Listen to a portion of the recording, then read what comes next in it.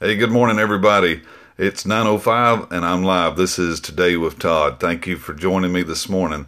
This is going to be my final leadership lab this morning. This is leadership lab number 5. So I've been talking to you all week about leadership, but I've been calling this a leader shift. We have to shift into leadership roles. I believe that leaders are made, they are not born. So today I'm going to talk to you about this final point. Hope you can write these things down. May spend a little more time with you on this last day just so we can get some things established with you. Today I'm going to talk with you about courage to lead. That's right, courage to lead. And also I want to talk to you about confidence in leadership. We have to shift into courage and confidence as leaders. So one of the things that I want to tell you about leadership today is leadership is going to require courage. Courage is to make the tough decisions. Many times as a leader, we're faced with decisions, and sometimes they're tough decisions. Sometimes they're decisions we don't want to particularly make, but that's part of being a leader.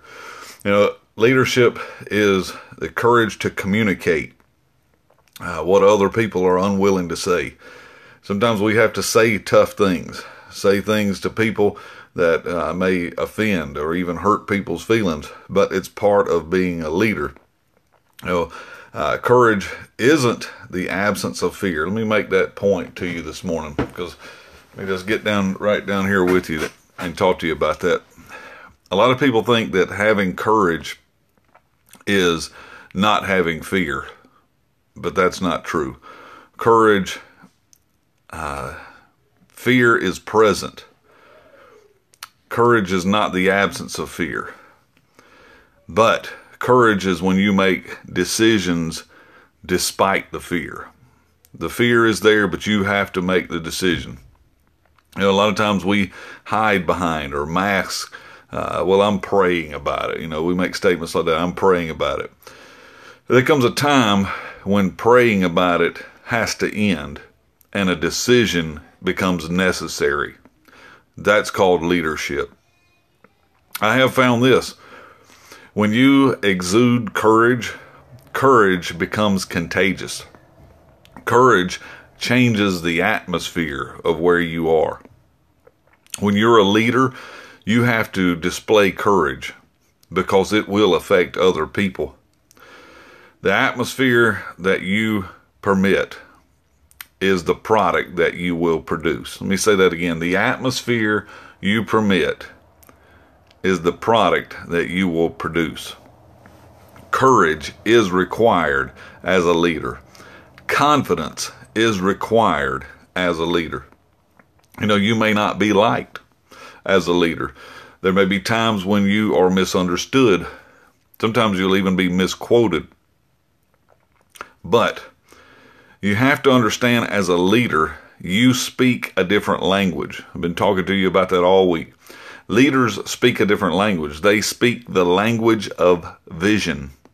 Leaders speak the language of vision. And it takes courage to speak with vision, because other people do not see what you see. They may not see the possibilities. They may not see the potential, but that's why you're the leader. You're the leader because you're the visionary. Being a visionary will always require courage, because most people, they see limitations where you see something futuristic. You see possibility. Speaking that vision is going to require even more courage. You may see something and may not say anything, but a leader has to speak that vision with courage. You have to be bold as a leader. You have to be brave as a leader. Leadership, listen, let me show you a couple of things while I've got you here. This is some of my teaching materials that I use with my entrepreneurs and business leaders. Most people's view of leadership is this right here on this top picture I have here. They envision leadership as the guy on top. He's here and everyone is underneath him. And I call this a pyramid system. There's a great problem with this type of leadership. It becomes very stationary and stagnant. It doesn't move very much, just like a pyramid in Egypt. It's still standing.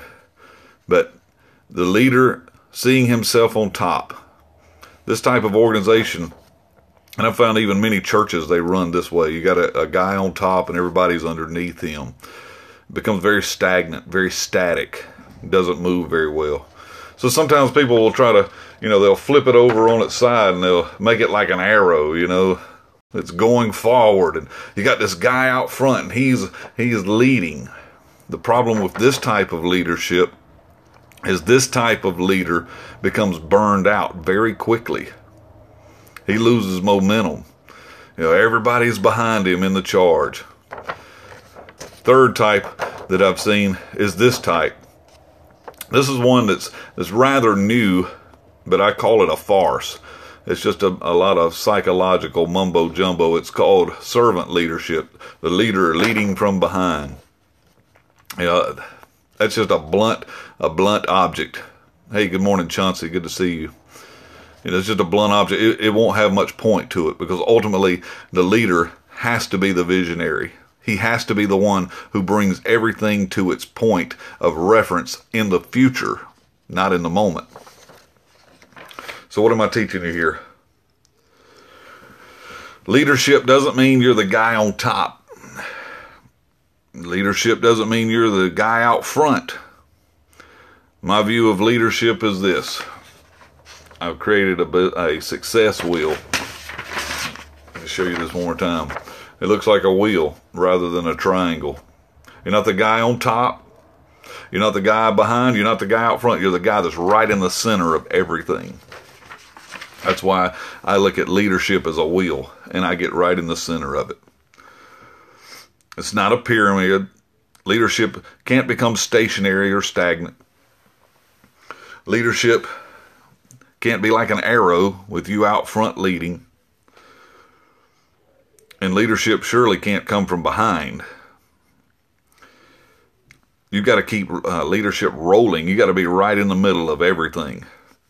If you're going to be a leader to other people, you got to get right in the middle of everything. A few final points as I end my leadership lab today with you. Anybody who's in leadership, this is why I'm saying leadership requires courage, because anyone who is in leadership, they are continuously in a place they can be criticized. A leader is also in a place where they can be continuously misunderstood. And I'm going to tell you some reasons why. Number one is communication. Ultimately, as a leader, you are responsible to communicate. You're not responsible for misinformation. I've found many times that people that may criticize you as a leader, that's why it requires courage and confidence. They may criticize you, and most of that is because they have misinformation or missing information. They haven't heard everything. They don't understand what you may understand. They may not understand you as a visionary. A leader has to be a visionary. You have to see into the future. Where is the organization going? Where is your business going? Where's your ministry going? You have to look, and because you're setting the course, you're setting the direction. Don't expect anyone else to do that. That's why you're there. That's why you're the leader. That's your role. That's your primary role as the leader, is to set the vision, to set the tone. So know that there'll always be, every occasion to be criticized, because people don't see what you see. They may not know what you know. They may not understand what you understand. But also know this.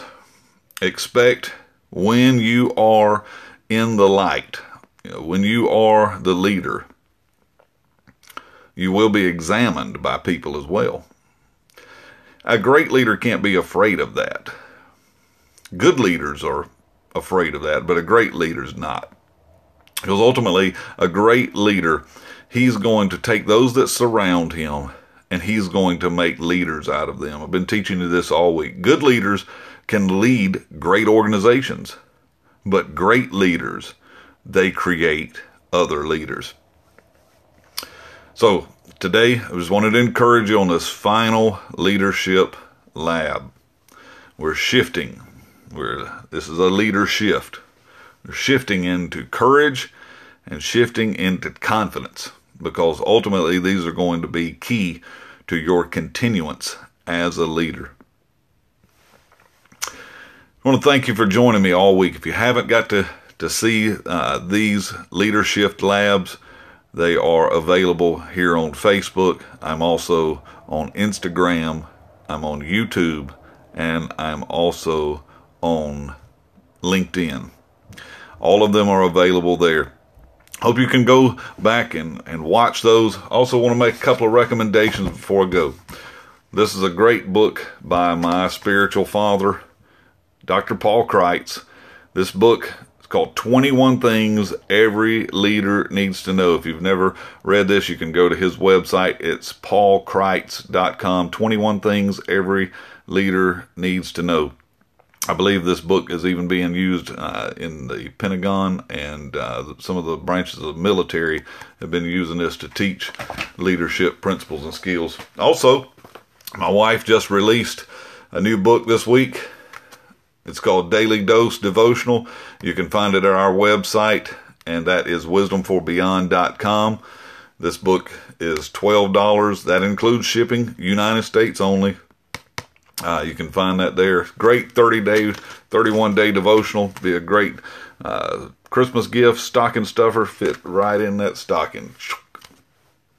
You can find that book there at our website as well. So, 2 great recommended readings today. 21 Things Every Leader Needs to Know at paulkreitz.com.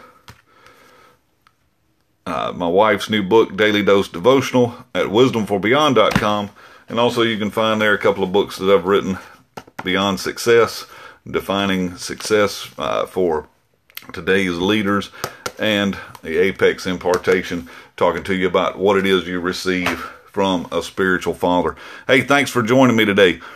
I will see you back next week. I'm going to be talking about a whole lot of different new things. And if I don't see you then, maybe I'll see you Sunday. It'll be at our Household of Faith Beyond Church, 110 East Gay Street. We'll be there at 1030 Lancaster, South Carolina. I'm going to be talking to you about David and his leadership skills and what he demonstrated at Adullam. Glad you could join me today. I will see you soon. Bye-bye.